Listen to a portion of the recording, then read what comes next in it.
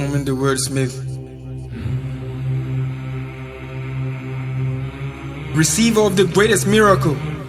His ways are infallible. His words are durable and unparalleled. To every situation he is applicable, and the result is always reasonable. That is incredible. They asked me whether he was a scientist, a philosopher, an economist, a historian, a soothsayer, a lawyer, a judge. But I tell them, nay, he was an unlettered Arabian. People thought a magician. He was tagged as a barbarian and a possessed musician. Like a drunk Rastafarian, he was cursed by the physician, and there was no sympathy shown to him by a Scandinavian. He was a hated lover, the unlearned writer, the peaceful fighter, a slave and a master, a learner and a teacher. But what they failed to realize was the fact that it was just a favor bestowed on him. At the cave of Hira, the revelation came to him. The angel descended, but perhaps he thought a jinn. But it was an angel of Al-Ghafur Rahim. In fright, he couldn't even think. He bled agony when he was told to read. His soul nearly sank, for he was an ummi, an Nabiyil ummi. But with the help of Khadija, the greatest and sweetest sugar mommy, he became firm as an Egyptian mummy. He took up the mantle with courage. To the past prophets, he paid homage. He satisfied us with the Quran and the Hadith like kose and porridge. He didn't need pen drives nor hard drives. His brains were natural Quranic memory storage. His home shattered, ankle mutilated, property seized, but he kept his cool.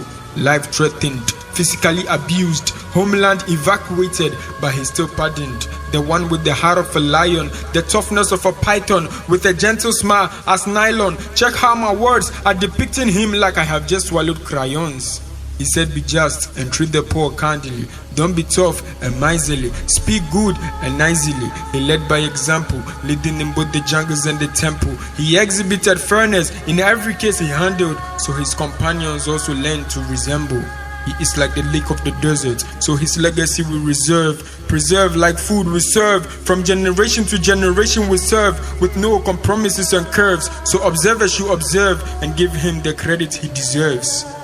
He changed the unity of the world forever, and that is why at Mecca the world comes together. Islam will remain the same forever. In the same state our prophet left it forever. He is the greatest ever. He is the righteously sickening fever. His freshness attracted the lights of Khadija. His fierceness made the hearts beat kum like Baja. If Julius was synonymous to the word courage, his name would have been Caesar. At the battles with his army, he rode like a leader. With his sword, he slayed to defend as he was eager to eradicate oppression and suppression, eliminate segregation and stratification, and terminate domination of possessions wrongly possessed by oppressors of the suppressed. Dan Abudullahi, Muhammadu Wallahi, Masayin Kanabari Kurana Surutu, Sumatallahi, Desert Zaki, Sine Nuna Sine Maka Amabayin Kamuntashi, Rasulullahi, Masoyin Allah, Habibullahi, Makiyanka Makiyemu Aduullah.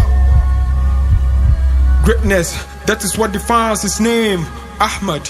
He is like the locket, the seal of prophets, the imam of prophets. When we hear his name, our temperature rockets. That is why we fix sallallahu alayhi wasallam behind his name like sockets. He is Al-Habib, the beloved, the only illiterate author, the unlearned lecturer of academic tutors. We harbor his sayings in our brains like tumors. They say no one is perfect, so we should aim for perfection. But humanly speaking, that man surpassed perfection, so we aim for him.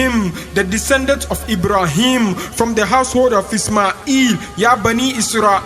Trustworthiness was his name, his loveliness was the same, and with truthfulness he came, and to bear the title of greatness was his fate. And that is why we go insane. His words we detain, then to the kuffars we invade, till their disbelief they cremate. The day he dropped it was like a falling star. His light shines bright and the moon is not on par. The only camel that roar, give us him and Allah, and we will not ask for more. For his greatness a poet will speak bars like Kendrick Lamar, that will leave behind scars stretching far from Accra to Qatar. He is the greatest of the greatest. He is late, but his trend is still the latest. A bet behind him is the safest. Check out his features, the perfect picture and the vision of eagles. And tell me who is the best of leaders. He got more hits than the Beatles. Ati Muhammad and al-Wasila wal-Fadillat wa Darrat رفيعا وبعثه مقام محمودا الذي وعدته ورزقنا شفاعته يوم القيامة إنك لا تخلف الميعاد. And prepare on the day of his intercession, will be behind him in succession.